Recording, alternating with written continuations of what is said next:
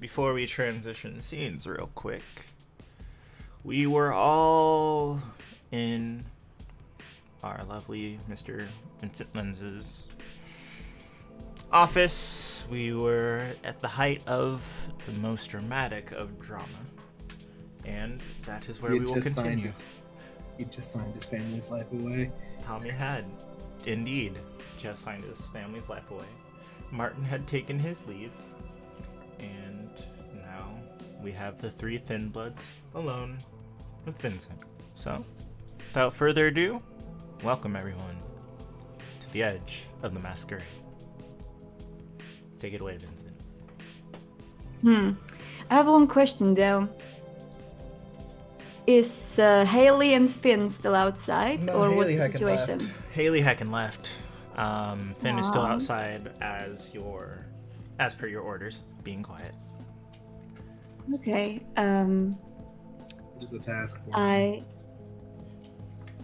I face towards our wonderful Finn Bloods in there. Still quite, I would assume, confused by the whole situation. Oh, and Tommy's still fucking pissed. Like. Oh yeah, that's obvious. So I'm facing towards them, and with a gentle, polite smile on my face, I ask them, "Do you have any more questions?" Not really a question, but more of a statement. Now Elena's she's shot. Just throwing some body down in the morgue that's, had his face blown off to have her identify me is may or may not pass by, but if you give her this, and he takes off his watch, and on the dial of the watch at 12:37 and 28 seconds are 3 pink dots, signifying the time of his daughter's birth. She gave me this for Father's Day. Give her this and she'll know for sure that I'm gone. And he hands it to Vincent.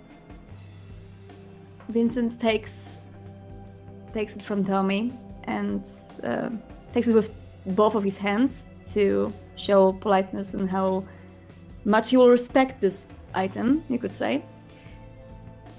And he says, "Of course, I'll make sure that you'll receive it." Now, I have a very quick question. Is there any method for me that I bet there is, to contact Haley? Because I would want her to personally do this particular task. Yes, you can. You have her number. Alright, so... Cell phones! I mean, I am not very much accustomed to modern technology, but I guess I could send a text message. Just the most clumsy text message. Is there anything else? So, when exactly are we getting started? You're getting started right now. You are following Mr. Gunn in here in his investigation that is supposed to, hopefully, lead you towards his sire. Martin Schiller is going to help you with all the information he can get, which he right now is trying to obtain for you. But I do believe that with Mr. Gunn's investigation skills, you guys can start just right now. Alright. Or well, can you? I understand. I am a bit confused by all this, but I get it. Sounds fine with me. If you all have any more questions on the way, I'm sure that all my associates will be happy to answer them, and I do hope that we will meet again for more conversations about the vampire world and politics, which I do not want to bore you with right now. The night is short, ladies and gentlemen, or lady and gentlemen. I do wish you success in your investigation. Thanks. He says Thank that you. by trying to be very polite by showing you the way out, as he seems to be a little bit impatient with your company currently, as he is obviously waiting for something. Jeremy doesn't like. I think he just hurries up out and he just says, "Thanks, Mr. Lenz," and then just heads out. No question asked. I'll follow behind him, giving him a nod and just following Jeremy. I do follow them outside to see who is standing next to the doors. As you exit the office, Finn, sitting there wide-eyed, like he's about to worship every step you take. He's like down on his knees with his hands cupped, like, "Please, sir, give me some more of your grace." And Haley's nowhere to be seen. You then get a nice little doo-doo-doo, and Haley says she'll be there later. She has to wrap up some things. Vincent is sighing, looking at his phone. I guess this will have to wait a bit more. I hope that she won't take too much, because every second counts for Mr. Gunn's family. I just think it to myself, not saying out loud. And I look towards Finn, and I... His eyes just keep getting wider and wider as you look at him. Can you please stand up? He quickly stands up. His eyes are really big. Like, they are as physically wide as he can open them. And he has the weirdest smile on his face. He's just like, "Hello, Vincent." Finn? Look, I almost choked on my Hey! stock. Jesus. I do believe we have some time for ourselves. Really? That was so loud. Come on in. Okay. And saying that, Vincent just immediately turns around from Cypher, Jeremy, and Tommy, goes in, and as soon as Finn goes through the door, he closes them. Finn frolics through the door. Like, he is on cloud 9 at this exact moment. And I do believe that he is there with me right now, right? Yes, and we're correct. alone. You are on the other side of the door all alone. I take a time to look at him and just think and ponder for a bit. What does he do? He's just rocking back and forth with excitement. First, Finn, there's something that I will need you to do. A task just for me? Ah. Yes, but it's not going to be a very clean task. Oh, Mr. Lenz, I'll get dirty for you any day.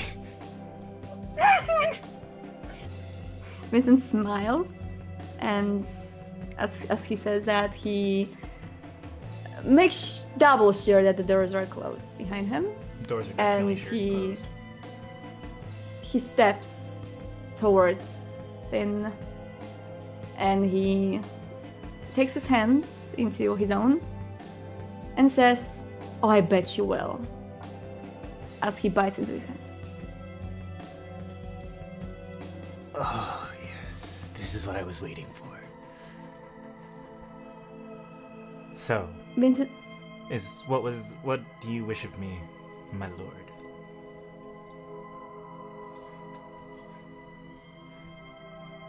I wish you to... That's the question. Do we keep it public? I mean, the players won't be able to hear you. It's totally up to you. All right.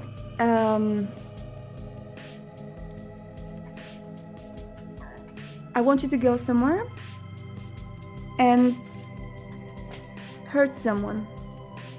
Hurt someone in the way it will be visible that they are hurt.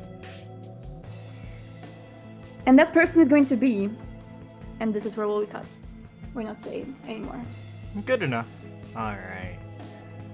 So, the three of you are outside.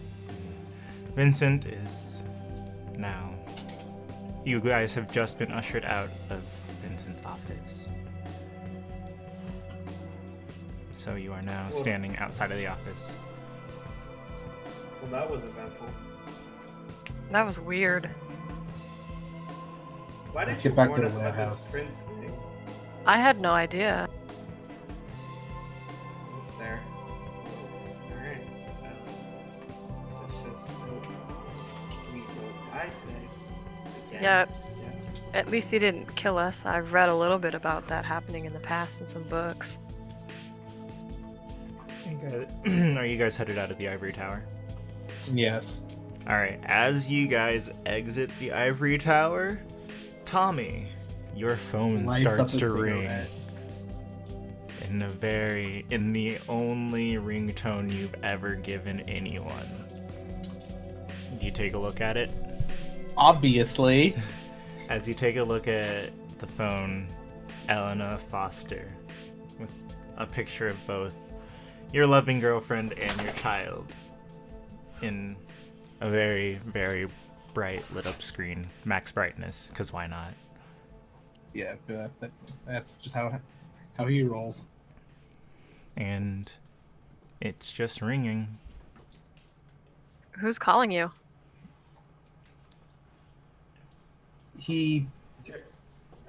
Jeremy walks up like beside him and like looks at his phone as it rings, just curious, like what got his attention.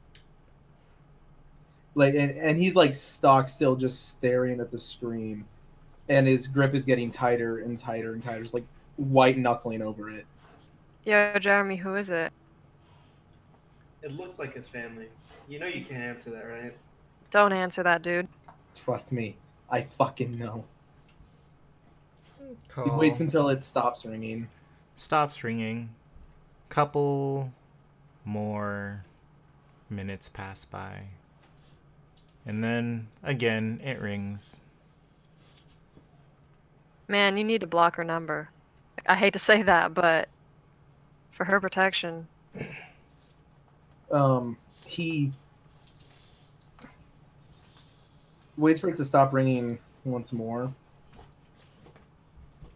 And then once it does, he sets it on the ground and sets his heel to it. You have two presses- new voicemails.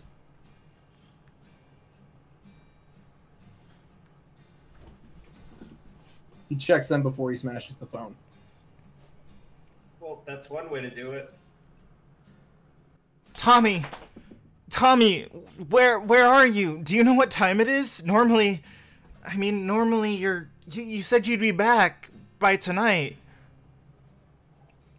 Tommy,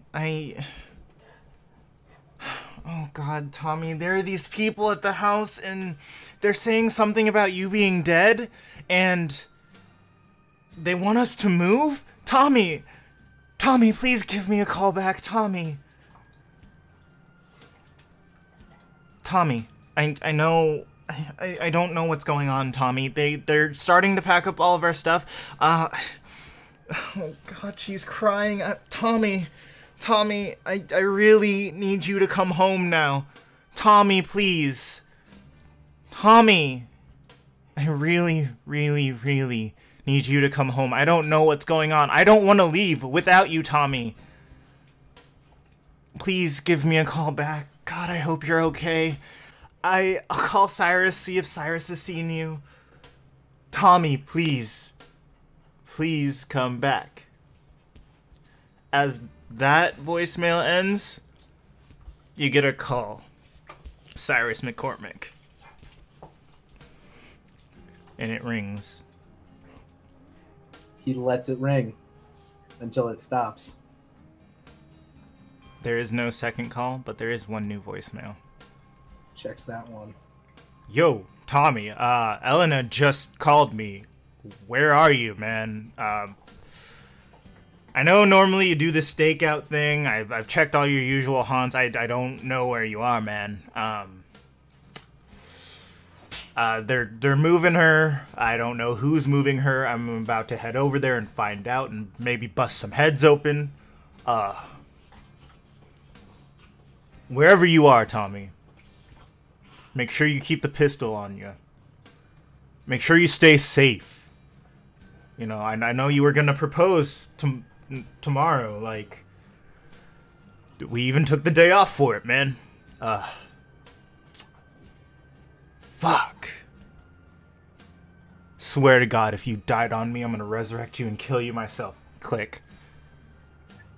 At that, he just kind of says, "What if you could?"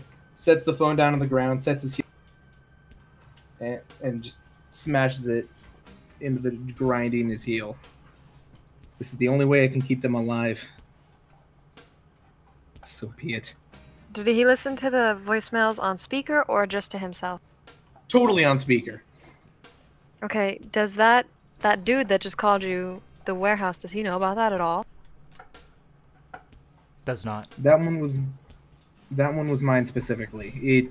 We technically take separate cases sometimes, and that one was one that the employee didn't want Cyrus involved in, so I had to set that one up myself. There's no way he can, like, track that, right? Nah, we were both pretty good about that. He scoops up the bits of the phone and tosses them into the nearest trash bin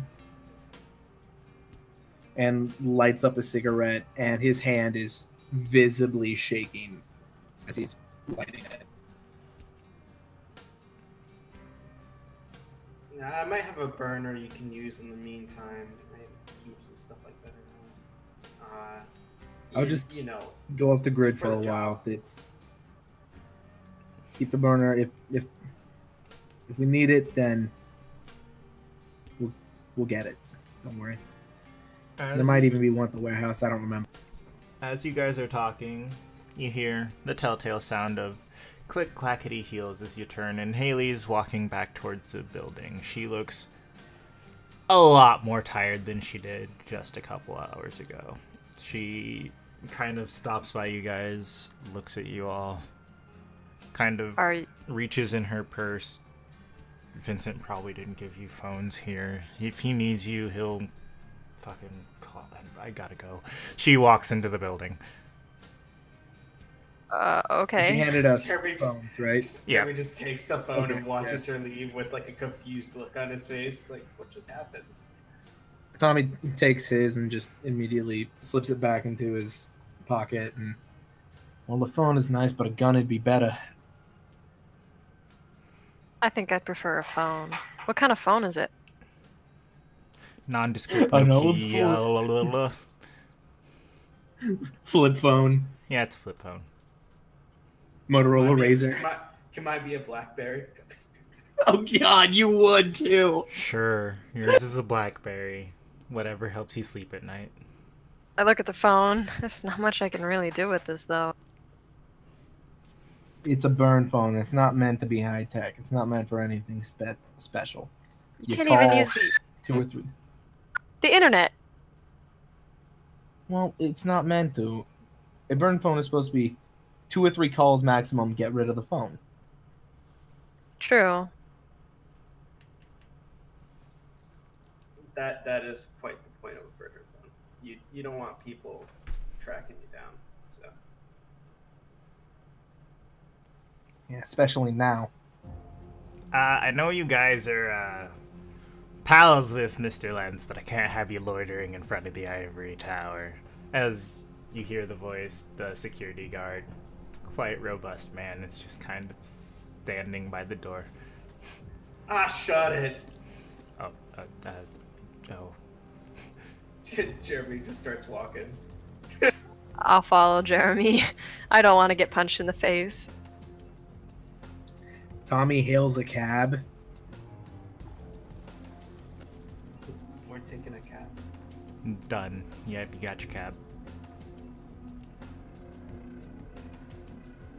Where you want to go? Industrial. This late at night? Got a fucking death wish, kid. Steps on the gas, you speed through the town.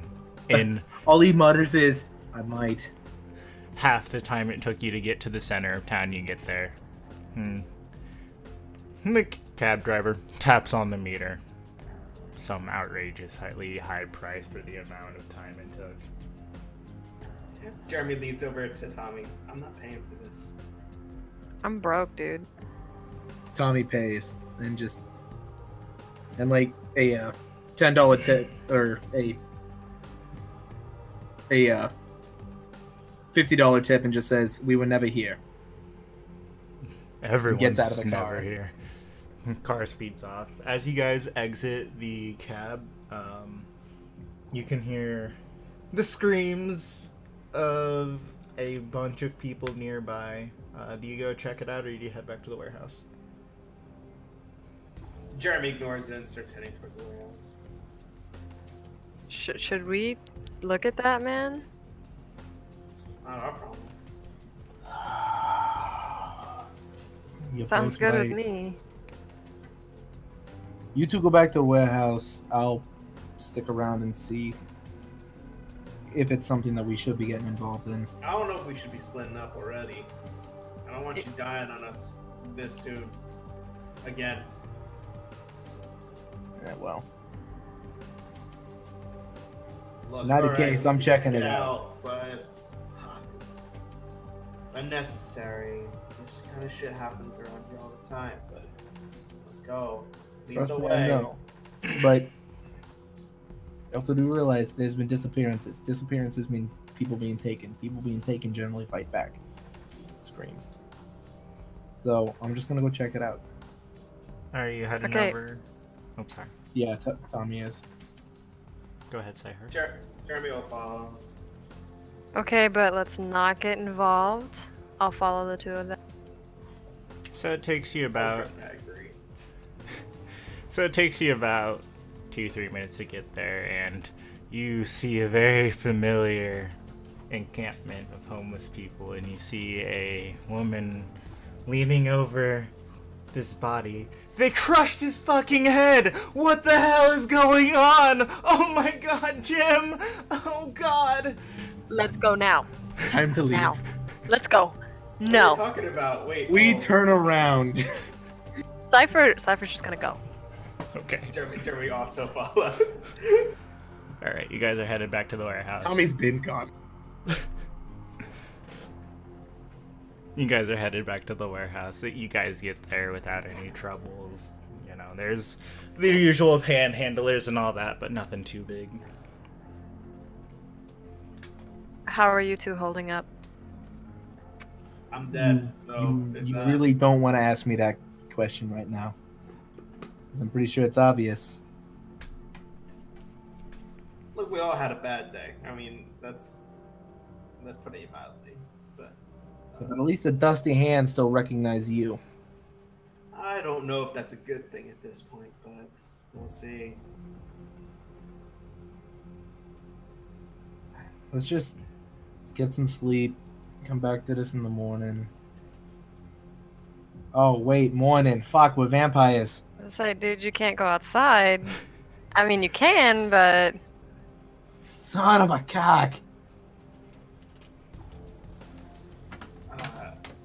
what should we do first?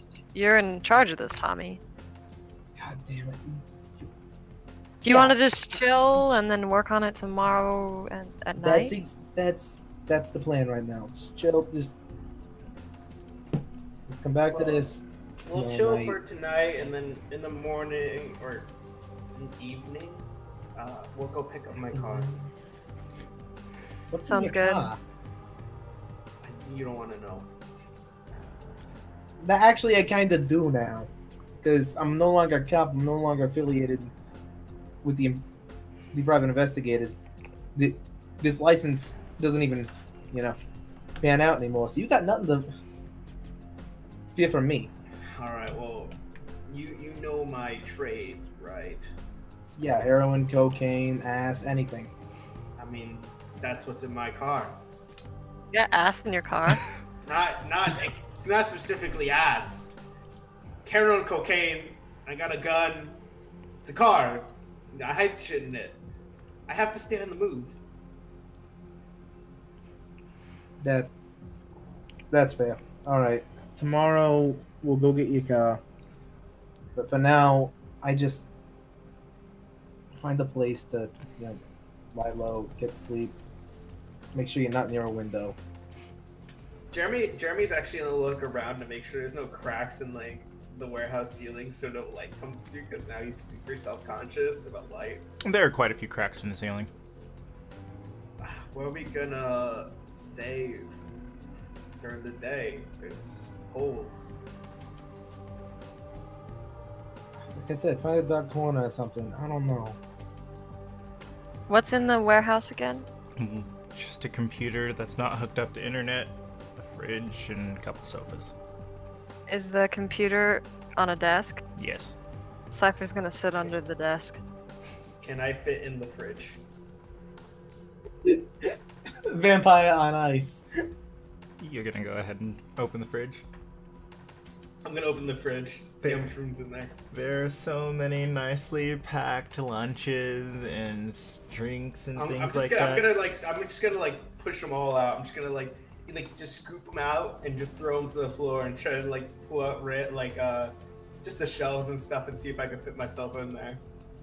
Tommy, you look over and see Jeremy taking all the food and drinks out of your fridge, and you get this memory of Elena making all of those lunches for you and buying all of the drinks, and then you just see Jeremy shut himself in the fridge. Where's that chain I had earlier? Do not lock him in the fridge. Oh, I might want to lock him in the fucking fridge. I could hear you from in here. I'm gonna lock you in the fucking fridge. Cypher's too busy laughing to really stop this.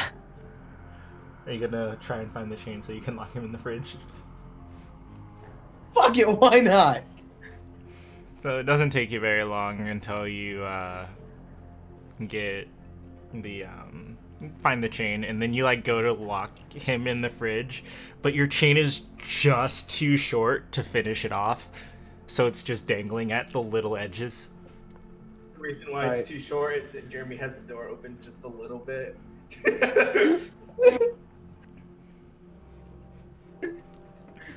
You're not locking me in here. As you... One of these days, I'll figure out a way. As you're struggling, trying to lock him in this fridge, you specifically, Tommy, since you're standing, you feel really tired. Like, supernaturally tired. And you, like, wobble back and forth, and then you, like, look over at the clock, and it reads 5 o'clock in the morning on the dot. The sun's gonna come up soon, man. You can lock him in there tomorrow. We'll get a padlock. Yeah, that's fair. Tommy picks up a bottle of the whiskey and a sandwich. Knowing it doesn't, like, nourish him or anything, but it's still that, like, trying to hold on to something. And finds just, like, a corner, drapes his trench coat, like, over him so it's covering him, so like it can't be hit from the sun, and just takes a few pulls out of the bottle, a couple bites out of the sandwich, and then falls asleep. I assume all of you fall asleep as well? Yeah, Yeah, I'm curled up underneath a desk. I'm curled up in a fridge. Time passes. Cypher, the next day arrives and you're the only one to wake up. You remember the first night after you returned, you slept for like an entire day. My body hurts as I get up. It is so uncomfortable under this desk, but the sun's not hitting me. The sun seems to be pretty close to where I am. The other two are asleep, so I'm just gonna chill there for a while and wait, see how it goes. So, the night continues to pass a little uneventfully until everyone wakes up, and then you all get a call from Vincent, and he's like... Like a conference call, or like one of us gets Not a call from Vincent, my bad. Cypher, you get a call from Haley. Okay, I answer my phone. Haley's just like, Mr. Lenz is really sorry about how last night went down, so we're gonna go out on the town tonight and have some fun. Oh, okay. Sounds cool. What do we need to wear? don't worry about it. You won't remember a thing anyways. Oh, okay. That sounds good. Did you have it on Tommy probably speaker, needs or- that. No. Fair. So the next night passes. Tommy needs what? Don't worry about it, man. The next night passes. Tommy specifically, you go to Lilith's Fruit, which is a nightclub, and some shit goes down, my dude. Oh yeah, it does. Jeremy, you walk in late as usual, and you see the shit happen. Cypher, you just stay inside, bringing people. You go gather a bunch of things that you know they'll need to survive. You go grab some. You figure out a way to patch the roof during the night. You go get, your bed. You don't really care about anyone else. You just go get your bed. You get some of your books and things like that. You peruse the library and the warehouse, and then Tommy returns visibly angry, and Jeremy just kind of follows in after him, and that's how that night ends. Hole in a wall, pissed. Like Jeremy's giving him like a questioning look, but like doesn't say nothing. So how did that go? Kind of nervous at Tommy. He drinks half of a bottle that he was given at the end of the thing, and just flings it against the fucking wall. Just red splattering. Whoa, whoa, whoa, whoa! Okay. This is our home. I don't know what That fucking went- games they're trying to play, but they better leave me the fuck out of it. That went really well. Okay, well, guys, I fixed the roof. I got the stuff to do it, so... Yeah, let's not talk about this night anymore. Let's move on. And Yeah. so you all do. You all go to bed, and another day passes, and you all wake up at sundown. Thank God for this bed. Thank God for this trench coat. I'm still in the fridge.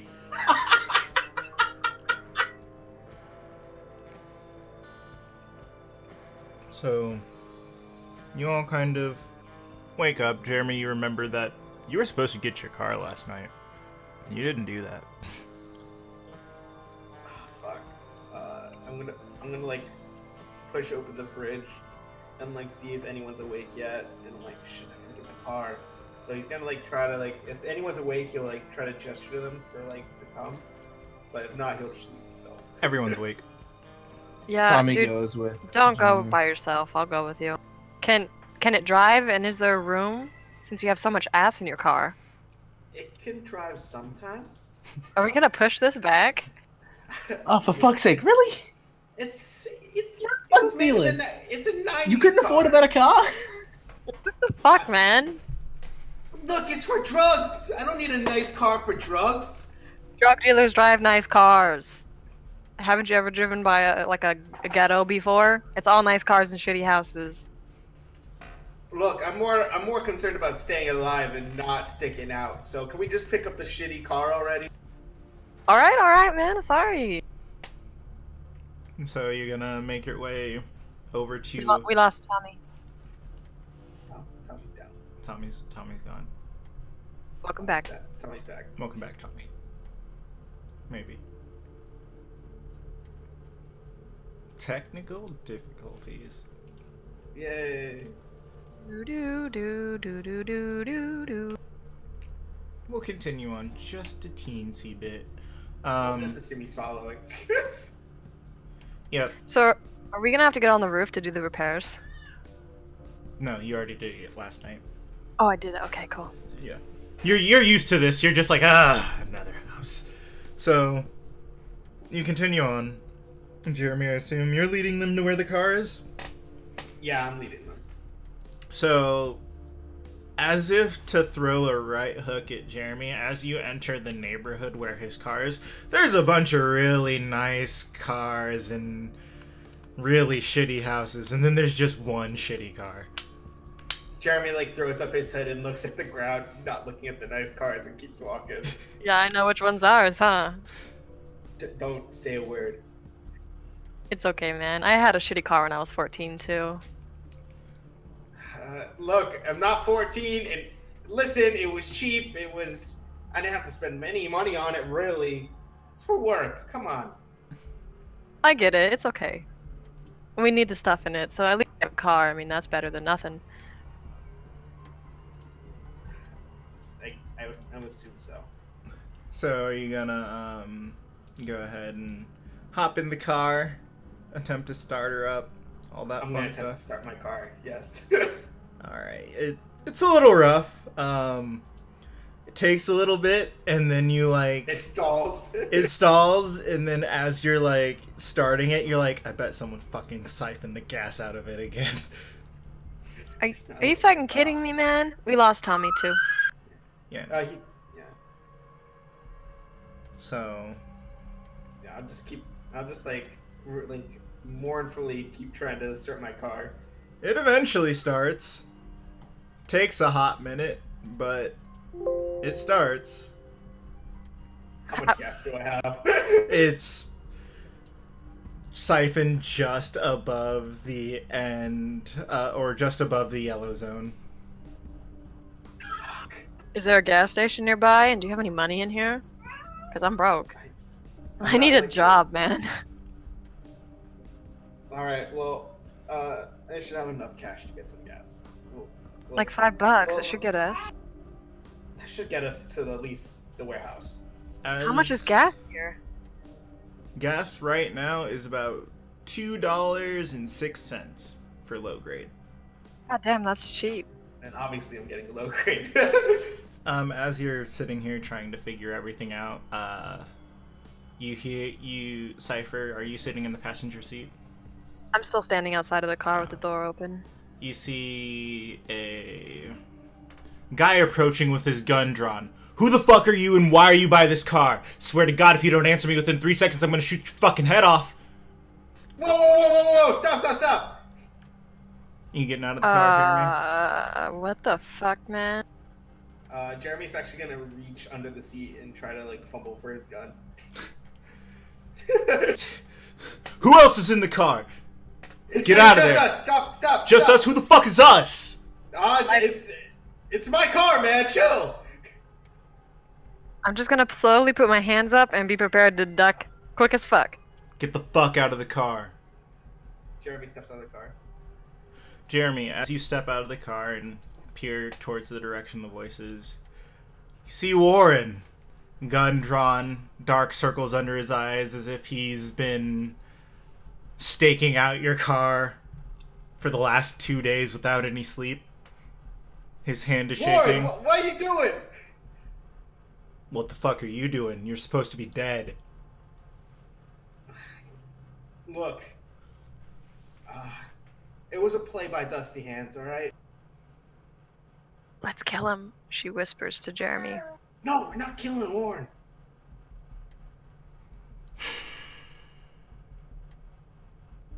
You're not lying to me. Listen, I'm not. Look at me. Do I look dead? You look a little paler than usual. Look, man, I'm malnourished. You know that. Fuck. God damn. Well, shit. He's like trying to decide whether or not to shoot. He's obviously really frazzled. He kind of just lowers the gun. Warren, you look like you were something dazed. What are you doing? I didn't think you would. I didn't think you kicked the bucket. There's no way. Like, you've been through worse, you know. Yeah, like, you obviously know it wouldn't die like just like that.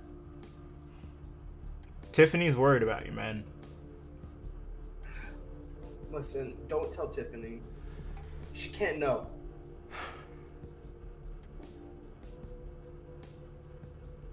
Cypher's super uncertain about this because if he knows about him, this could get us in serious trouble with Vincent. Jeremy kind of like looks at Cypher and is like kind of like makes like a calm down gesture, and he's like, "Oh, he's with my gang. All right, just." And who the fuck is this? He says, motioning with his gun over towards Cypher.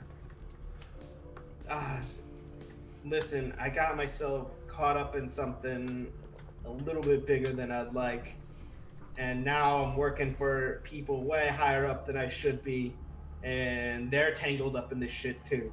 So, look, I can't explain a whole lot right now, but I promise I'll tell you more later. You gotta let me go. We gotta sort shit out. Tried calling your phone, I went straight to voicemail. I don't have my phone anymore, man. Listen, and I'm actually gonna hand him the number to my new phone, even though I know I shouldn't. It's like, look, try not to contact me. This is a burner. I need as little contact on this phone as possible. Warren kind of just only for emergencies, man. Scribbles his number, hands you the paper. If you need anything, you end up getting this bitch pregnant, let me know. I got you. Like, I'm just laughing my ass off. And he just kind of snatches like the note, and he's like, "You know that wouldn't happen." And he's like, "Get out of here." The silent Tommy walks around the corner and laughs out loud. Dude, I'm gay as fuck. Jeremy just kind of gets back in his car. Warren, get some sleep, man. I'll see you next time. All right? Take care of yourself. What do you want me to do with your house, dude? Like, fuck. Listen, just watch it for me for now. All right. There's nothing there really, but you know.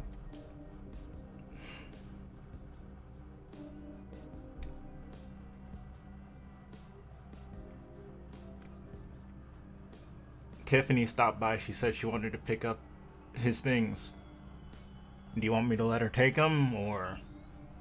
Yeah, let her. Probably right. should. I don't want it. I don't want it either, but she shouldn't know, so she's gotta take it. All right. I'll watch your house for you. Thanks, man. Look, you could even stay there, so all I care. Your house is shit. Your house is shit. Get the fuck out of here. He says, turning around and walking away. Jeremy just laughs and then like gestures for Cypher to get in the car. Let's go. We shouldn't stay. Tommy, what do you want to do? They're getting in the car. Yo, Tommy. You know, seen better wheels on a fucking paddy wagon, but okay. Listen, I'm not judging you, alright, fucking cop. Jesus. So, y'all get in the car. I assume you're going to the nearest gas station?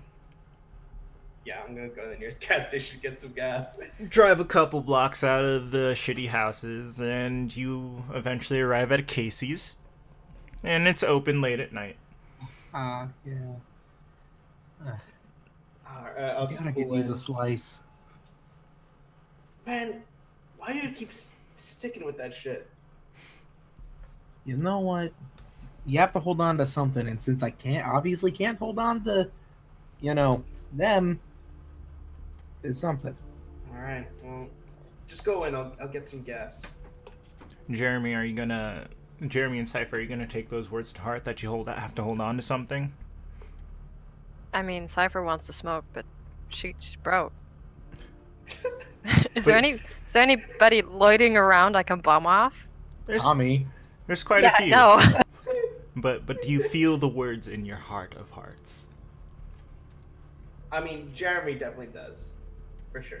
She low-key stalks her exes still, so... So both of you are going to shift your funny. humanity up one. But yeah, there's quite a few people to bum a smoke off of. Tommy, you go in. Kind of pizza you getting?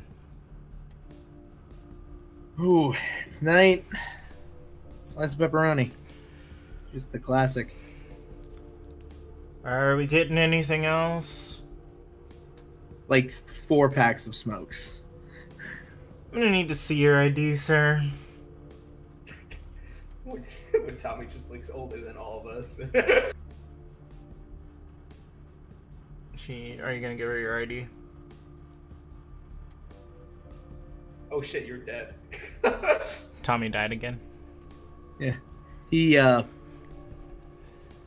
opens his wallet, sees the ID, realizes he's supposed to be dead, and just, you know what?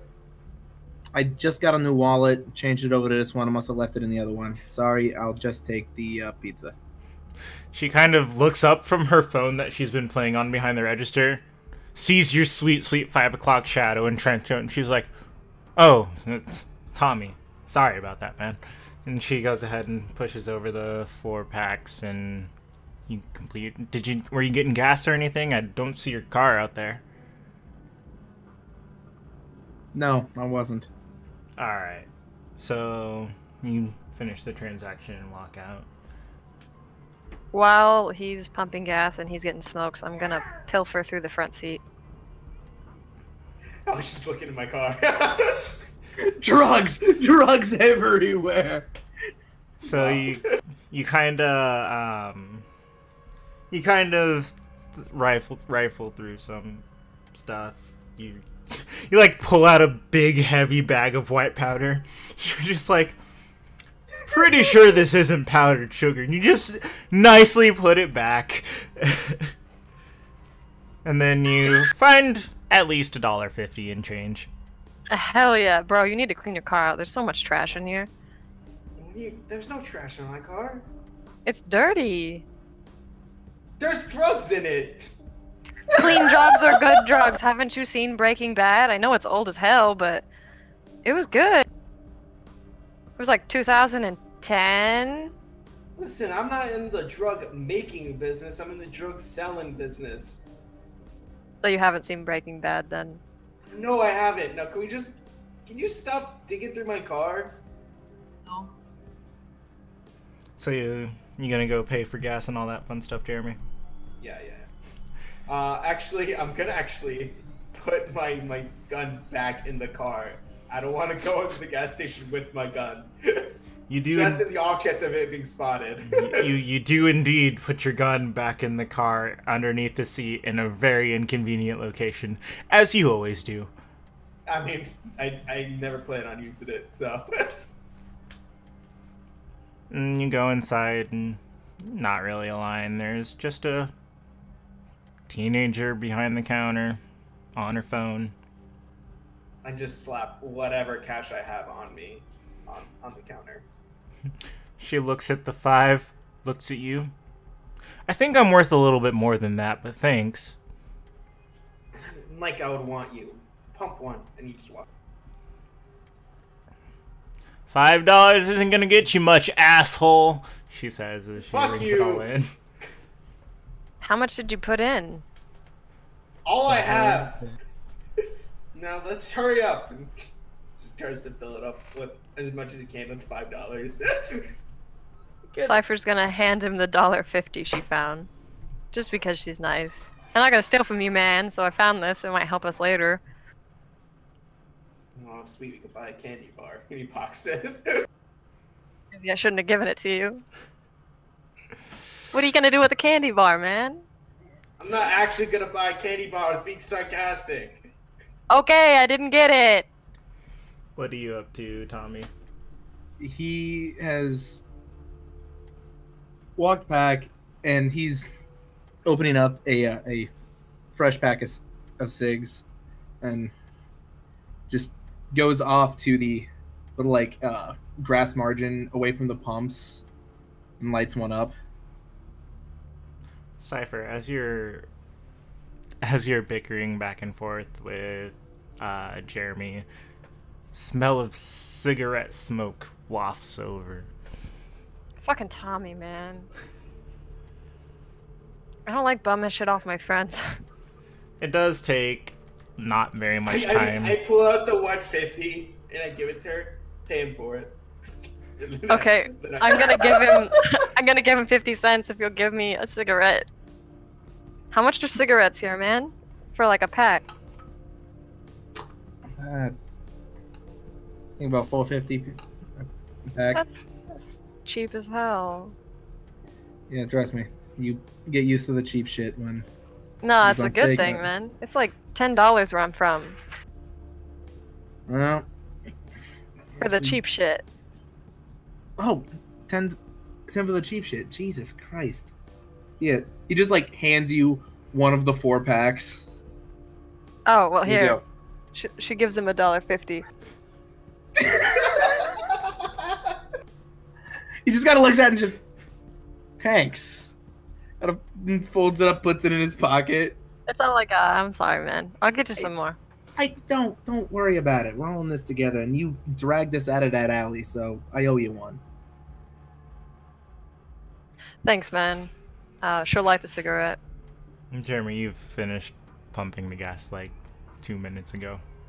I'm like trying to like hold it over it for every last drop I can squeeze out of this thing. Going all the way to the top of the hose Yeah. and raindropping it down. Don't forget to shake it. She yells at him. Just squeezing it for every last dollar he spent. Yeah, but you know, no matter how much you shake and prance, Listen, I think this is enough to get us to the warehouse and like halfway somewhere else. So Alright, let me finish this real quick. She's gonna, like, fucking drag in this cigarette. you can smoke in the car. And Jeremy gets in the car. It's rude! Okay. I don't care. It's a shit car. You finish the cigarette. Alright, I'm gonna run and go get the shotgun. You just see Cypher take this entire cigarette down, put the pack in her back pocket, and run. Tommy walks back over to the car. Tommy, run! Hurry up! He just gets it. Alright, you guys managed to get in the car successfully. Cypher, you did get shotgun. Congratulations. And Yes! takes you about 4 tries, but your car starts up. No longer is there the yellow gas pump of doom. And you guys head towards the warehouse. Once... Tommy, Sorry, go ahead. Tommy, do you know how to work on cars? A bit, not a whole lot, but some. Because we're gonna have to fix this, you know, down the road or get a different car. Oh, that's for damn sure. Look, I can fix it myself. Alright, I can help you, I just don't know how to do it, but I know the technicals. I know a little bit. All of you know they just repaved most of the roads in Alabaster, but it still feels like there's a lot of bumps in the road. Shucks. Jeremy, Are your Jeremy just shocks ignores bad? it. Listen, man, just ignore it. Just come on.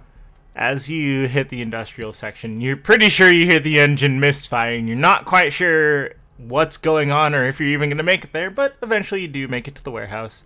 And standing in front of the warehouse is one Martin Schiller with a nice little zip-up hoodie.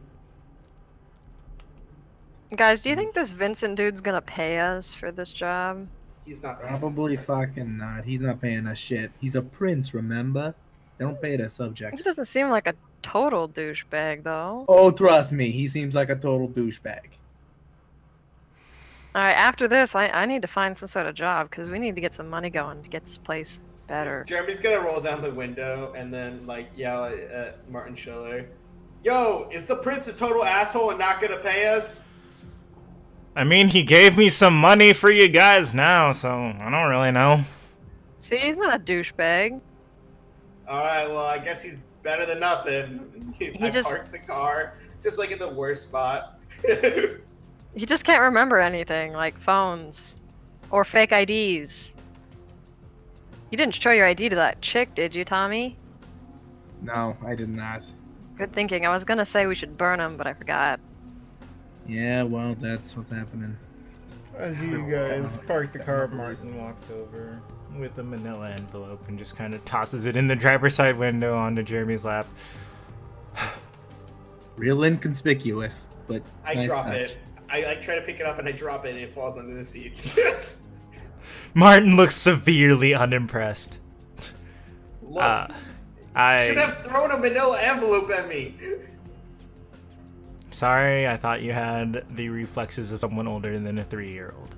I gotta get back to my family. If you have any questions, go ahead and call Haley or Vincent if you really want to. I don't know what he's up to tonight. Calling Vincent sounds like a bad idea, but yeah, sure. I don't know how much cash he gave you. I don't really know anything. I'm gonna go home. I have a campaign speech in the morning. He just kind of stalks off. Jeremy, hearing that there's gonna be cash in the envelope, he's gonna immediately like rush for it and like open it up and see how much it is. Can I have you go ahead and make me a dexterity and investigation check?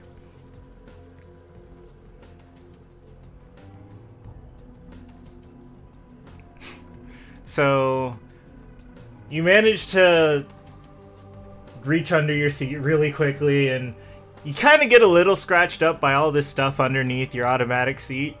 And then you, like, wrap your hand around the gun and almost pull the trigger, and you're like, oh no! And then you get the manila envelope, and you sit up straight.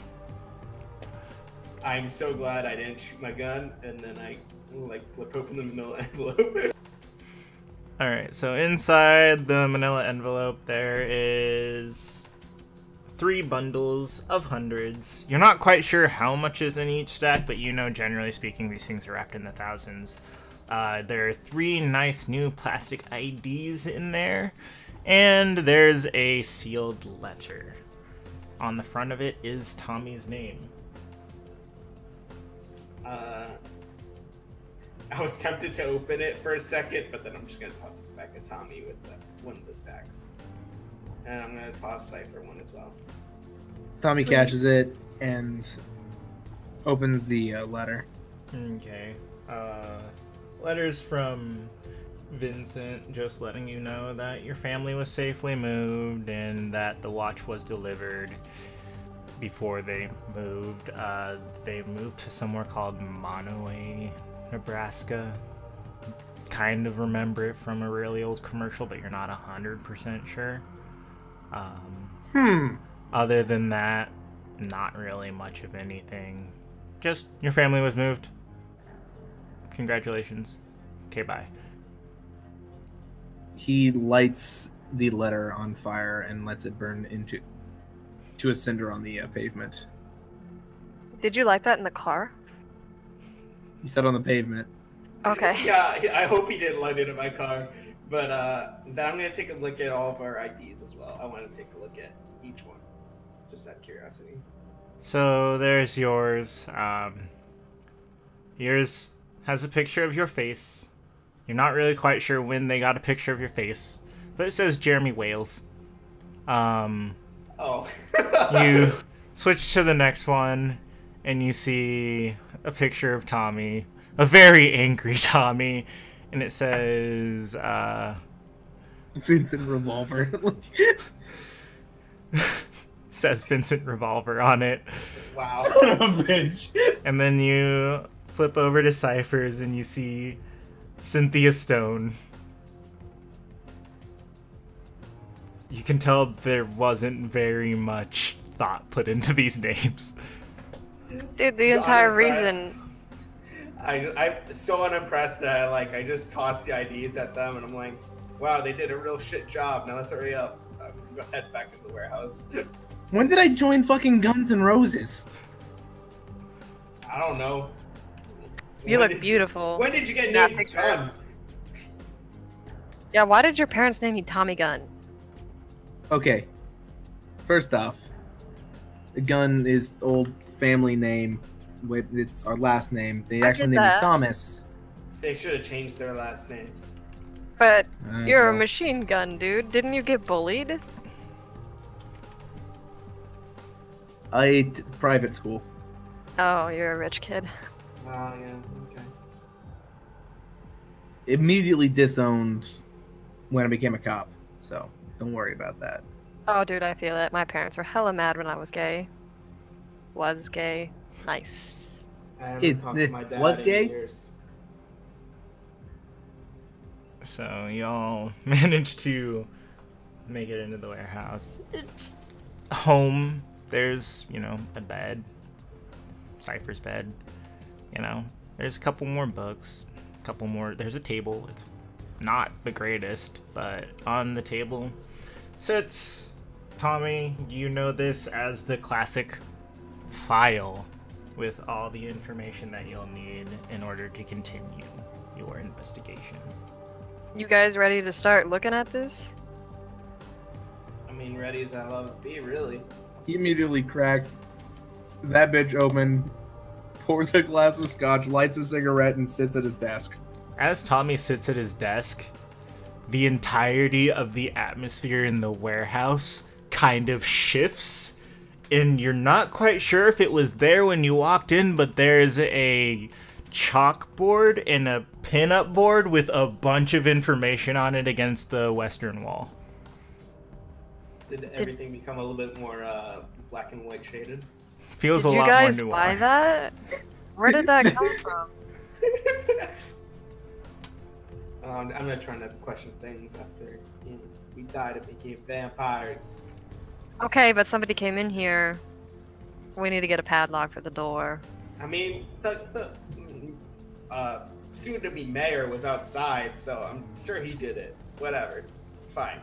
Did you lock the car? No, well, I probably should go lock the car. You should probably go lock the guy. You should go lock the car. Let's look at this, Tommy. Is there any lockers in here or anything I can use for personal storage? There's a box. I'm gonna put all my drugs in the box. In the What's fridge? in the box? Drugs. You managed to fit most of your drugs in the box. Whole human Anything heads that worth of doesn't fit drugs. is stacked on top. You should probably hide that. You guys look over and you see I'll buy like a locker. you see Okay. like 5 kilos of coke just stacked on top of this box that's obviously filled with drugs. And then on the side of the box, you see Jeremy scribble, "Definitely not drugs," and underline drugs. And on the other side, I'm gonna write "just flour." Man, people are totally gonna fall for that one. Powdered sugar. Alright, so you gonna open the file? Yeah, I said he did all that and cracked that bitch open. Alright, so you open the file, and the first thing that you guys see is a picture of who appears to be a dead baseball player. We're gonna take a quick 5-minute break, and we'll be back after a little bit of song and dance. So, we'll see y'all in a bit. Vincent, what are you up to right now? Well, I've just finished. Well, it's up to you, first of all. It depends how...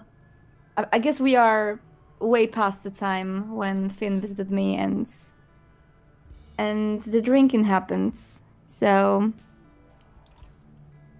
Is it 2 days after that? Yep, 2 days after Finn. Well, my main focus right now would be to, first of all, make sure that Finn's quest is in progress, let's say. I don't want him to rush with it, but that his quest is in progress and it's happening. You know And, that when Finn's on a job, he doesn't answer, and he hasn't answered you in a while. Okay. I'm waiting for an answer from him for sure, but there are a lot of other things I have my attention shifted to right now. And one of them is the investigation of the new chief of the police in Alabaster City, who actually really attracts my attention right now, because it seems like something is not quite right. Good to know. You're researching into the resignation of one said Jack Jackelson. Exactly. Oh no.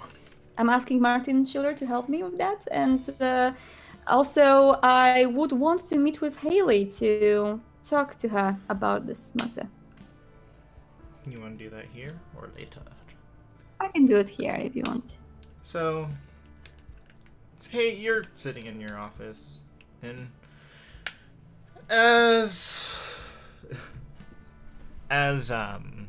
after a little bit of silence, you hear a knock on your door. I'm here. Come on in. Haley pushes open the doors. She's wearing just casual street clothes. You know, she had a performance earlier in the night, so she's just kind of winding down. Her hair is a lot more messy than usual, and she just looks tired. I approach her by standing up and just walking a few steps towards her. Sigh a little bit with a smile on my face and say, "You know that you don't have to knock when you're alone, right?" I never know when you have someone here or away. I haven't had any guests in a while, actually. And he says that by looking down on his hands, seeing one of his hands shaking a little bit, which Haley would for sure notice. And he faces towards her again and says, "What are you been up to recently?" Oh, you know, just making sure our new friends are not getting themselves killed. Making sure Martin's on top of his game. Went to go visit Jack Jackelson a bit ago. Poor guy. He's done a lot of really good things in this city. Yeah, Jack, we gotta talk about it a little bit, but that's in a little bit. And that's just a very quick question. I would assume that my office is connected to my apartment in the Ivory Tower, isn't it? Yes. Okay. All right. So I would actually walk towards my the doors leading to my apartment, where the main living room is. I would assume as soon as you enter the doors, and I would gesture for Haley just to go inside after me. Haley locks the door to the main office and then continues to follow you into the living room of your apartment. Without saying anything, without looking back at her, Vincent would just go towards the cupboard that he has over a fake electric chimney, you could say, with a little fire that is absolutely fake, obviously. Take a little bottle from there, just put it on the table with a single glass meant for Haley. Open the bottle in case she wants to drink something, and just sit on the couch, gesture her to sit next to him, and wait a bit in silence. Haley kind of looks around, taking in the sights. Her eyes seem a lot more distracted than usual, and then she goes ahead and sits by you and moves what hair she can away from her neck and just kind of looks over at you a little bit, you know, seductively, but more relaxed than anything. I take the glass into my hands, I pour her a bit of the very thick red liquid that is inside. I hand it over to her and say, "You worry me recently, Haley. You seem weaker than usual." Just a lot of late nights making sure the city's running. The Blue Blood Initiative's been a lot more active recently, and it's worrying, but there's not much we can do right now but wait. That's mostly my job. It's the first thing. Second thing, you have Martin to help you.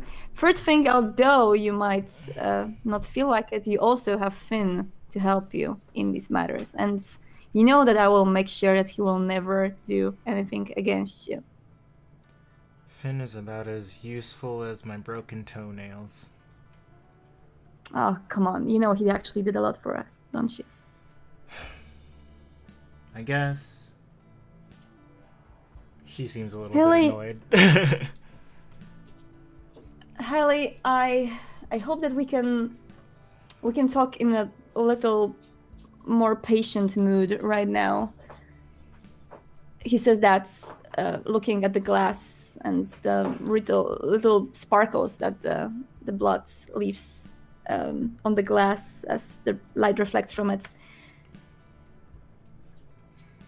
I want to take this moment to patiently ask you about the exact reasons of your choice that you kept secret from me. As you know, she says, reaching over and taking the glass and taking a sip, visibly relaxing.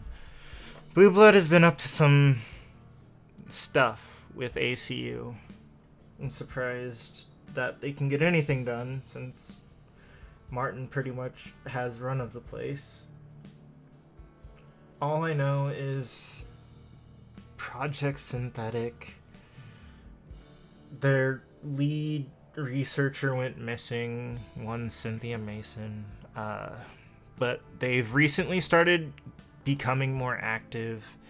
Something about a breakthrough. I don't know what they're doing. I've just been looking into it. It's something I didn't feel as though you needed to be worried about. I am worried about everything. And I'm especially worried about everything connected to you. He says that by taking his hands, lifting it up, and just placing it very gently on her cheek. You should tell me things like this. Because you really shocked me then. You almost drove me out of my control, you know? Things are different than they were all that time ago, Vincent. I'm really happy you're back, but I know how weak I am, which means I need to get stronger. Silly me, what am I saying? Do you know... You do know that there's only one way to do that, right? Aren't you planning anything stupid, Haley? She looks away. I don't know what you're talking about. I'm not as connected into the vampire world as you are, sorry. Vincent hesitates as he puts his arm away from her and puts it back on his lap, and he sighs again. Alright, that's all I need to know. Let's get back to the main business then. You do know Jack Jackelson pretty well, don't you? We've met on a couple of occasions. He's a good man. He solved a lot of the harsher problems that Alabaster has. I don't think it's right that they're outing him, but who am I to say? I think you do realize just as good as I do who stands behind him losing his job. And I do hope that you did a little bit of research on who is he being replaced with. There's a little bit in the works. Not very much is known. Surprisingly, on all of their communications with each other, there's no names. So it could very well be his subordinates, or it could be someone else. The only person that I think would have any concrete information, honestly, according to the plaster, seems to be this David E. Bell. Vincent chuckles, reminding himself of a last meeting with Mr. David.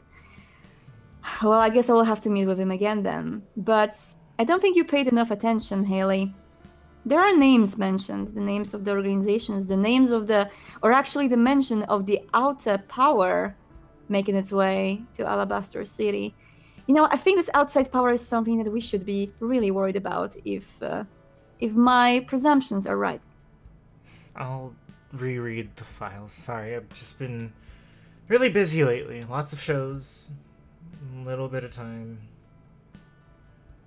Haley, he says by just facing towards her, like opening his body's position towards her a little bit more, as he was kind of close in his own space before, you could say. Shouldn't you take some time off? You know, just for your mental health. I'd have to cancel a lot of shows, and I mean, I wouldn't mind if you took some time off too.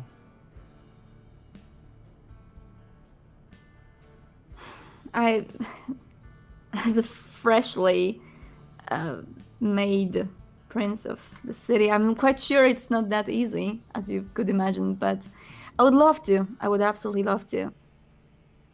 Shows are less important, though, highly. Although you know how much I adore your talent and how much I think that you are one of the brightest lights shining in this god-awful city.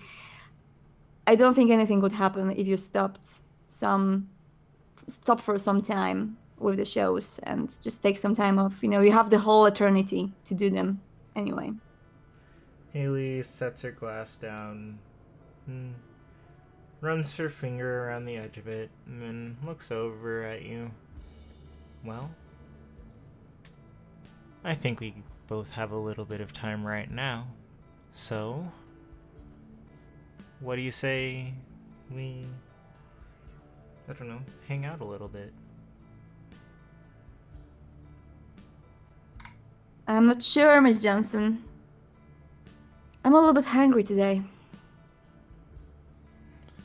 Haley kinda stands up and leans over the couch.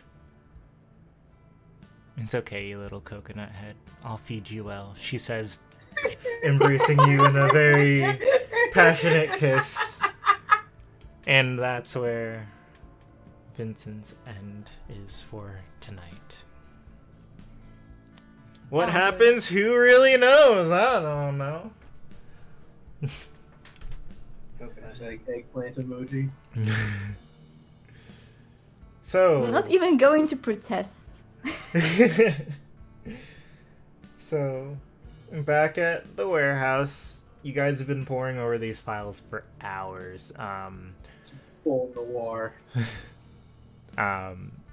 Every now and again, Tommy, like, picks up a piece of paper and highlights a bunch of stuff, hands it to you, and tells you to go pin it on the board, and then, like, gets up and walks over and looks at the board and then chides you for putting the strings in the wrong place. You don't really know what's going on. I'm intentionally doing it as wrong as possible as well. So, Tommy, you've gathered that somehow the disappearances are linked to one Brandon Markstrom, a star for your good old Alabaster Plasters before he was brutally murdered. You know that his killer got capital punishment, but you don't understand why his picture is here. In the file, what does it say? Like, cause of death? Yeah, you know cause of death is arson. Yeah. You remember the Alabaster Blaze of 2006, which killed about 300 people as an entire apartment was burned to the ground. In one of them. And was his body ever verifiably recovered and identified? All you know is that every body that even conceivably could be on that scene was burnt to cinders. There was just a mass grave for them. Are there any links between the victims that I can see, or anybody, or the murderer and the victims? Recently there have been a lot more victims that have burn marks on them. You're not 100% sure what Brandon Markstrom has to do with this, or if he's just there as a person of interest. And of course, us being recently undead and knowing that there's vampires around, that's striking his suspicion as, hey, maybe Brandon didn't actually die. Could just be going on revenge, or something happened, mind snapped, or... Um, that's his current working theory. Is there a relation to like the areas that they've been going missing in? Surprisingly, most of the missing people have come from Alabaster Central University, which is really strange because it's one of the most protected sites on the entire city. Cypher, you know a lot about some of the people that have gone missing, sometimes even people that you were close to in your life had gone missing.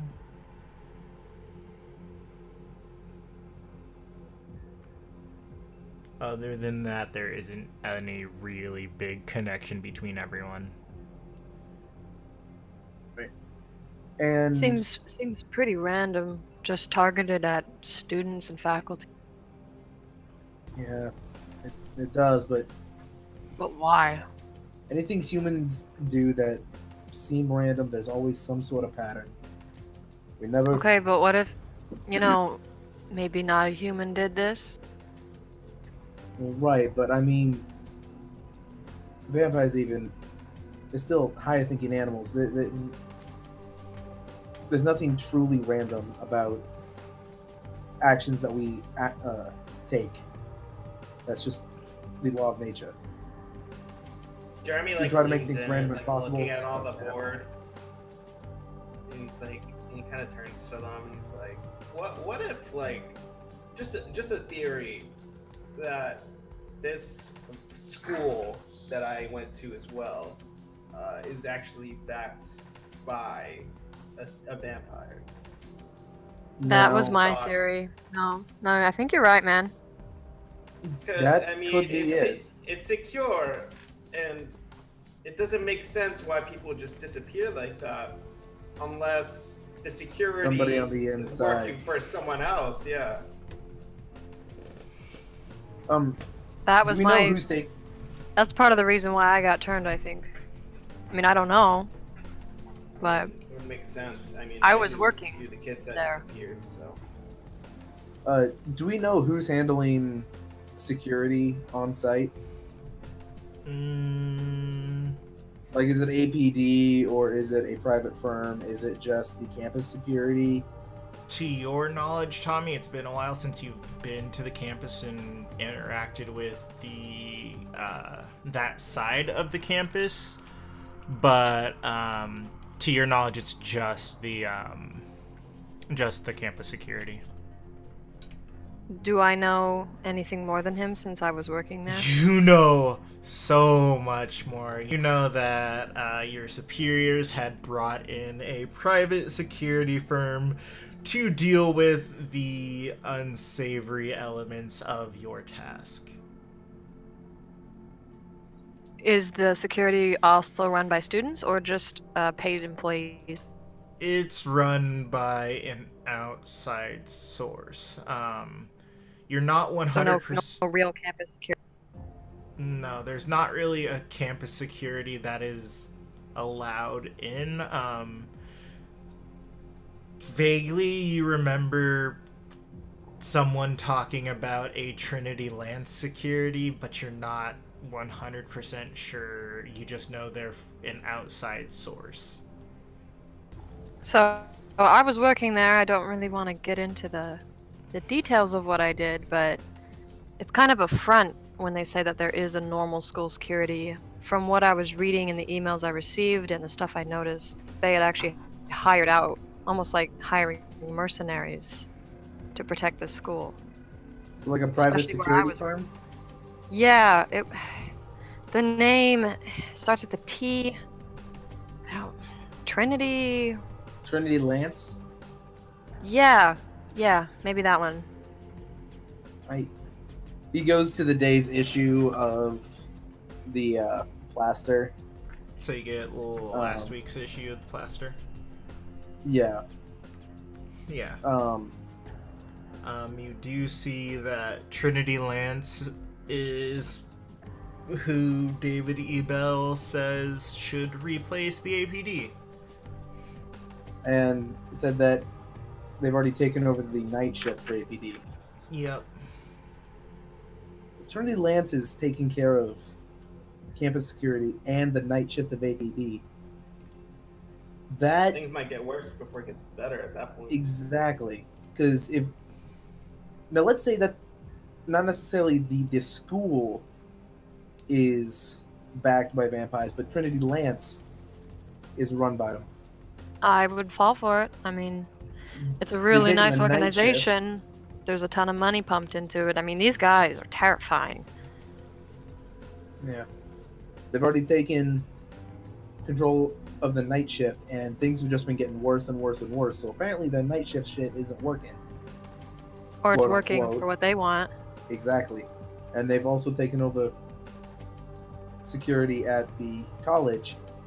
Then, at this point, they're organization number one, at least in my mind. No, I agree, but who's letting them through this? If we pick a fight with this, who are we picking a fight with above them? Exactly. That's what we need to figure out before we start digging in directly into them. It's 90% of this job, kids, is just grunt work, paperwork, going through the file, the history.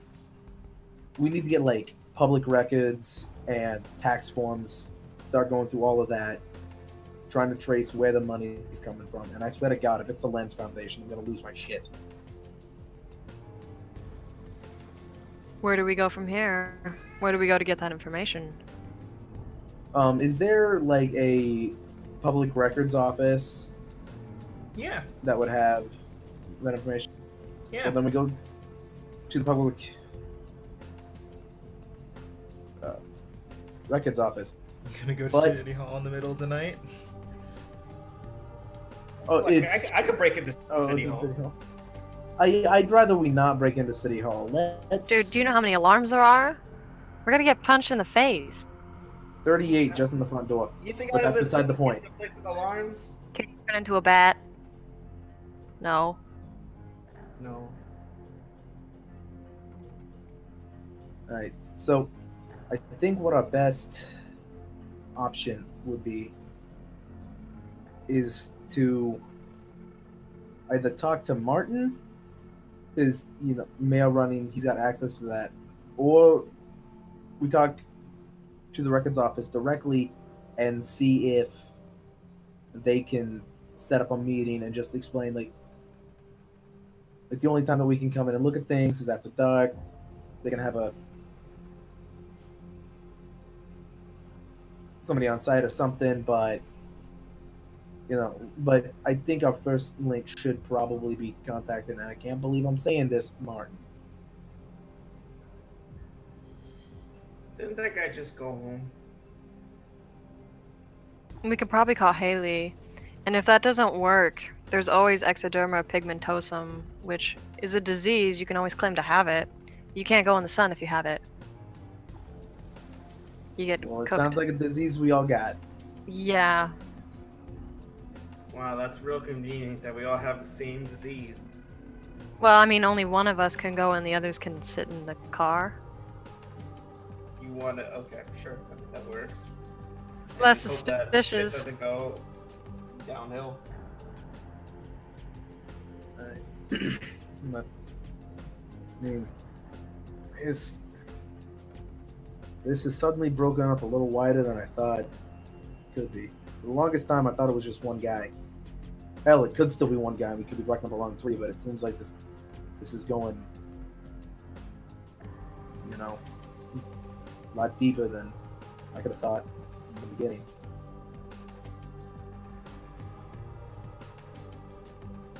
So,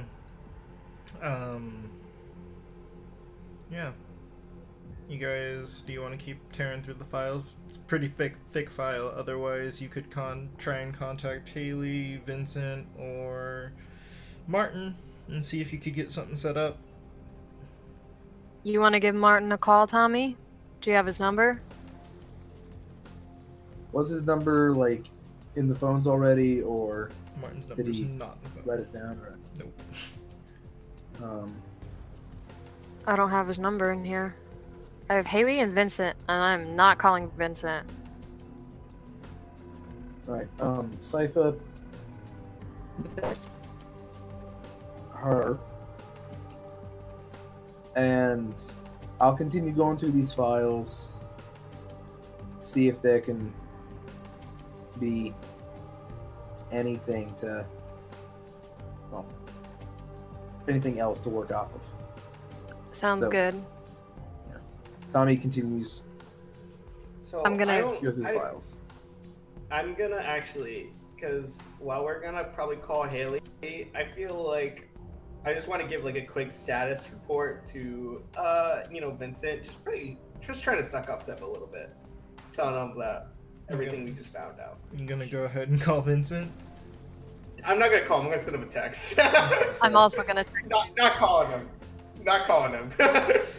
gonna send her the Just a little nicest. suck, like, just the tip or the full shaft? Like, how stuck up are we going? Just a tip. Just a tip? Okay. All right, I'm gonna send her a little text, just super nice, like, hey, I realized I didn't have Martin's number in my phone, and we need to talk to him about the case that Vincent set us on. So if you could text me his number, that'd be super cool. Thanks. Smiley face. We don't want to call any of them. Can you imagine if we're bothering them? So there isn't a direct reply. But as time goes on, you guys are just pouring through the files, and then you get a call. Which one of us gets a call? All three of you. Conference call this time? I Okay. already Who- answered. So, Who is it from? Tommy, when you look down, you see the name Vincent Lenz. Good evening. He answers. Oh my god, the phone answered itself. Good evening. Hello. I heard that Mhm. you have a report to be given. Well, we just planned on texting you, but yeah, Tommy, just give Vincent the rundown. Yeah, go for it, Tommy. All yours. Alright, thanks. Alright. So, right now it's looking like the next step in the investigation is to take a look into Trinity Lance. They're the ones who have taken over the night shift for APD and are currently doing taking care of security at ACU. So we need to figure out who's backing them, where they're coming from, who the founders are, all that, as much information as we can on them so we don't go into this investigation blind. So to do that, we need access to public records. But, since we can't go out in the daytime, it's a little hard to get an appointment. So is there any way that we could get Martin's name or number so we can get access to the records? I would like you all to. Do you have any money for the public transport or a cab, please? We have the money you gave us. Yeah. It's good that you haven't spent that already. Vinny, Just spends hurry all our up. You're keeping me waiting. Tommy visibly tenses at the sound of the voice, just Okay, whose voice is that though? That's the question. That one's Haley's voice. Okay. Please go to the public office right now. Wait outside, and I will call Schiller in a minute, and he will wait there for you. That's efficient. Thank you, Mr. Lenz. Thank you. Yep, Also, have a really nice night. Yeah. Also, Tommy please just hangs don't- up. Okay. Wanted to tell you something super nice, Tommy, but I guess not anymore. Well, Vincent We all got the by call, Dr. so Cosmic. all of our phones. Right? Oh, that was all of their phones. Yeah, it's all the wasn't it? phones. Yeah. It's a Tommy's call. hangs up. So it's like Oh. Tommy has left call. Well, It auto Vincent answered. Vincent just says, "Honey, just give me a second." If you ever need anything more, just please don't hesitate to ask me and call me. I am available on my phone almost all night. Thank you. And he hangs up. Oh man, that was so awkward. It's like talking to your boss, and my boss is like a drug dealer, and he's terrifying. This is nothing like talking to Jack, so we need to get a cab, get down there right now.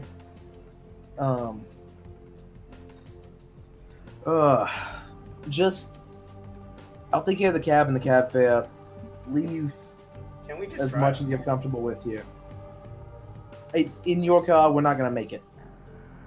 Yeah, dude, I don't want to push this car back. Fine. All right. Have you seen my noodle arms? And also, if something does go down, we don't want to leave something linking us directly back at them. Back to us, Do you okay? think I have the plates registered in my name? Because I don't. I'm gonna put my stack of cash in the fridge. Physical evidence. There's still shit in the seats. And that Warren dude knows who you are. Like, I don't know him, but, you know, what if he gets captured and questioned? We don't want to deal with it. Warren wouldn't snitch, but whatever. Let's go. You do manage to put your cash inside of the fridge. Tommy keeps like 3 or 4 of the bills. No, I'm keeping all my cash on me. the hundreds. Alright, so you guys gonna head out then? Yes. Yeah, I guess we're taking a cab to City Hall. Alright, so you guys make your way to City Hall, and as was mentioned, Martin's already sitting there waiting. And as you guys exit the cab, he's like, I literally just got home. Look, You we're said called, alright? We. Okay, Tommy's just like, I understand. All we asked for was your number, so your convenience. But you know, we're not the ones who dragged you down. We just wanted your number. Yeah, can I actually get your number? If it's cool. I'll only text you. I'll never call you. He kind of just looks at you, and like it takes him a minute to process, and he's like, oh, for business reasons, yeah, totally. He just kind of calls your phone because he has your number, but you don't have his number. How do you... Okay, I'm gonna save it. Can you share that with me? Yeah, I don't have your number. I don't have your number either. We'll figure it out back at the warehouse. We'll sort this out later. The best I can do for you guys is 10 minutes. Tommy, do you know how to look through these? I've never, you know, done this. Can we just take files? If you want to make my job harder, yeah, go ahead. How mad would you be? Is it okay to take pictures of files? Can these phones even take pictures though, man? We'll be able to read them? My BlackBerry has a camera. Oh yeah, you have a better phone than me. Tommy's Razor also has a camera.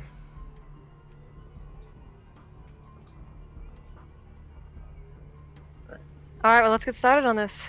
Thank you, Martin. I'm going home. He kind of tosses, Tommy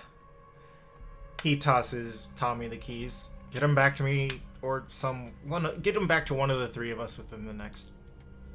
Whatever. He just kind of leaves. Alright, we got 10 minutes, so let's get in and get this done. Let's go. I'll make copies of the keys before we get them back. Oh, good idea, but what about the alarms? I mean, The we'll figure it keys. out. They still go off. I mean, did he turn off the alarms? I mean, I didn't see him with the... I think that's why he said 10 minutes. Let's go. Alright, well, let's just hurry. Let's just hurry. No. As you open the door, you do hear a beeping sound, like a constant ticking timer. I need everyone to go ahead and roll me wits plus investigation.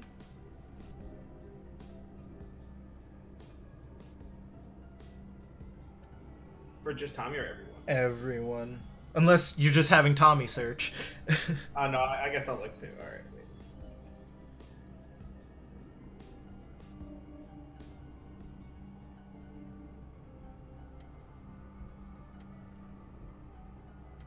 Once we step in, I set a timer on my phone. One of the few features my phone has to 9 minutes.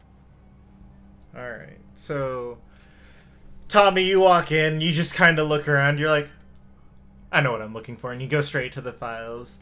Cypher, you walk in, you kind of look around, and you're like, Tommy kind of knows where he's going.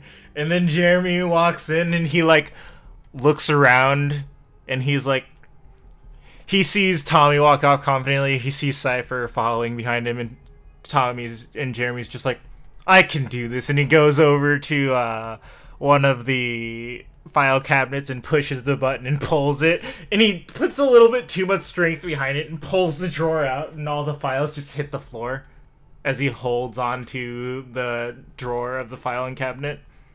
Really loud noises made. Jeremy. Look, just pick those up, put them back. Yep, just put them back in the folders. We'll do this. He starts going through, and like he's like skimming each one and taking pictures as he goes. So he's got like a general idea of what each one should say, and then the actual picture record. Yo, Jeremy, can I have your phone so I can take better pictures? Kind of tosses it over. All right, here you go. I just tossed my BlackBerry over. You managed to catch it. Jeremy, as you're shuffling through all of these files, you see a folder that's about as thick as your forearm from a top-down view, and all it says is Brandon Markstrom as you're shifting through all these files. That's a giant-ass file. I'm just gonna take it, just for hell of it. Alright, you take it. I have a file. As you, like, lift it, it feels a lot heavier even by your standards. Like, you've lifted a lot of drugs and a lot of boxes in your days, but this is a really heavy file. Like, he knows what 5 kilos feels like. This is more. Yeah, I'm gonna, like, flip through it real quick just out of curiosity of why this thing is so big.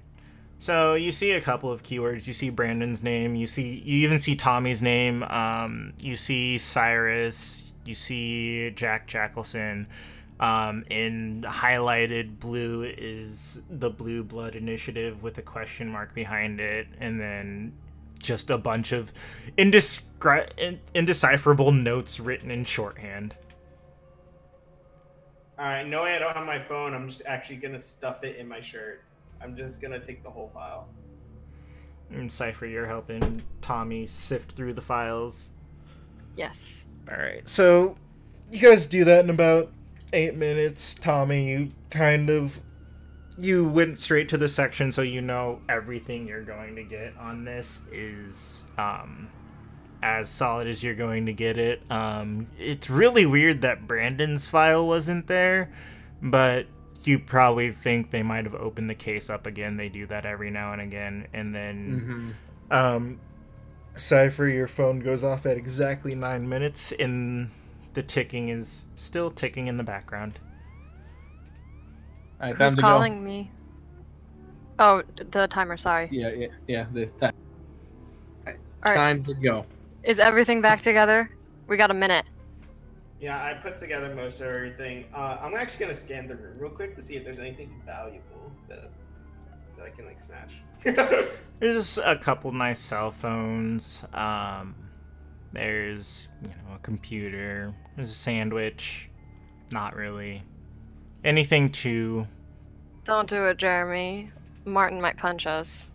I don't know this guy. God damn it. Let's get out of here. We got a minute. We got 30 seconds. Let's the go. phone. Taking phones. Yeah, I'm taking the phone, and I'm actually gonna take the computer as well. Is it like a laptop or a... Jeremy, can I get a dexterity and larceny check real quick? Got it. Give me a second.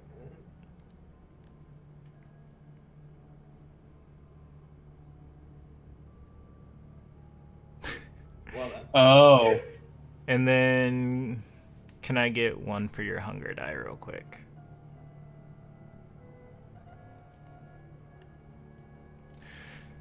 So, everyone's like, we gotta get out of here. We have 30 seconds. As you guys reach the door, you turn back, and you just see Jeremy pulling all these cords out of the wall and, like, picking up this massive tower of a computer and hooking the monitor and the keyboard under. He starts running after you, and he, like, stops in front of you guys and looks up.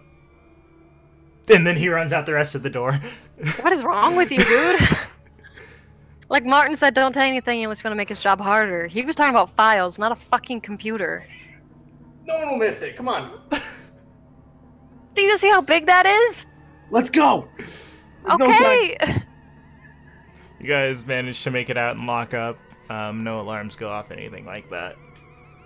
How are we gonna gotta do a cab, huh? No, yeah, a cab's totally not gonna be suspicious of a giant fucking computer. Look, we'll just pay the guy extra. I'll wait down a cab. A cab stops by. Same cab driver from the first night kind of pulls up. Why is it always that I run into the weirdest people at this time of night? He says, looking at Jeremy in the gigantic computer. Pop the trunk. I made a purchase. He just kind of pops the trunk and shakes his head. From a record? Okay. How are you a drug dealer? You have the worst alibis. Where are we going tonight, friends? Industrial. Same deal as last time? I hand him 100. Don't ask any questions, just drive. Good enough for me. You get there in a quarter of the time it took you to get there the last night. He's blowing all the red lights and everything. He pops the trunk, you get the computer out. I assume you're going to take it back inside to the warehouse? Yeah, I'm actually going to take it out. I'm going to plug it into the monitor and power. Okay. See if we can see what's on there. You boot up the computer, and it's doo-doo-doo. In bright blue letters it says, Welcome to 7. Welcome to the Alabaster City Central Computer of Documents. Enter Oh, password. well, that was useful. Oh, fuck. Enter password. Alright. I'm just gonna try guessing random passwords. You're gonna get locked out, man. That'll be fine. I've done this before. Go ahead and just roll me a d10 straight. No. You get like 3 passwords in, and it's like you have 1 chance remaining. Oh. Shit. Yeah, let's not. Maybe if you let it sit for a while, it'll reset the clock. We will not be resetting the clock. Fuck. Watch your language, Can I please. hack this thing at all? Okay, this computer's sentient, dude. You made a mistake. There's actually just a tiny, like, bat inside of it that's linked to a vampire. Haha! Go ahead. Anyone who wants to take a crack at it? I mean, I'm good at technology. Can I, like... What skills would I need to do this? Intelligence and technology. Alright. I'm smart and tech. Tommy. Got a 2 in tech. Okay, and you have how much intelligence? 4. Do it. You All have right. better than me. I have 5. You wanna So, you wanna help Cypher? of course I do. Yeah. So you Tommy's going back to his old files. you And the pictures, like, he's ignoring this. Tommy, before you turn around, you see Jeremy take out this big file and set it down as he like sits on the ground next to Cypher, and they're like discussing what password it could possibly be. Jeremy, what the fuck is that? Oh, it looked really important, so I took it. So did the computer, apparently. It's gonna get us killed. I look at Again. the file. You see Brandon Markstrom's name on the top little tab. Okay, maybe I'm glad you took this one. You can thank me later. I start going through it, like, close. You find out a lot of information. You find out that somehow Dusty Hands is connected. You see that the file has been reopened and that it was accepted yesterday by Cyrus. You also find out a weird conspiracy thing that Brandon Markstrom is running Alabaster South. So he's totally not dead, but that doesn't make sense in the grand scheme of things. Because you saw the blaze, you knew how many people died. And it's just... It's like the David's Corner of the Alabaster Plaster. It's just conspiracy. Alright, Cypher, can I get an intelligence and technology? And then Jeremy, can I get you to roll your technology in addition? Is there a way to roll a custom amount, or should I just roll 4 and 2? I just roll. You can click on the die and right click and get a bunch of them. Should I roll each one individually, one from my blood dice? No, it's fine.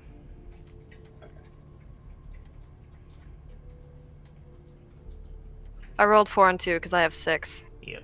So, you guys succeed.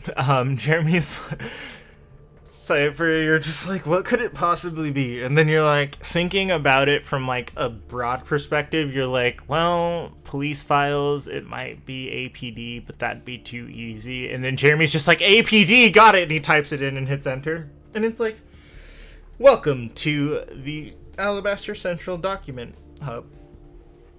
Please select destination. Error. No internet connection available. Deleting all files. And it deletes all the files in front of you guys. Oh, shit.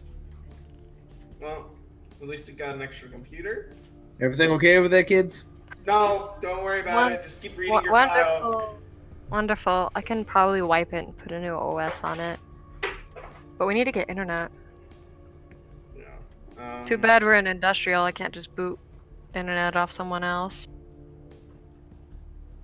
Internet leaves the trail. I mean, we can maybe mask. I don't know. Proxies. Yeah. So, We should be VPN. able to work something out. It'll think we're from China. Yeah, y'all are speaking Greek. Me and Cypher can figure something out. By all means, if you can do it, just keep us hidden. Z, it said that Cyrus had taken over the case. Yes. As in, like, Cyrus had been reinstated and taken over the case, or took it over as a private contractor? Took it over as a private contractor. Okay. Was it useful? Time will tell. There's a lot of interesting stuff in it. Conspiracy about Brandon running Alabaster South. My old partner Cyrus is apparently taking the case and was signed for yesterday. Oh, there's just about as much as we could want to know on this guy.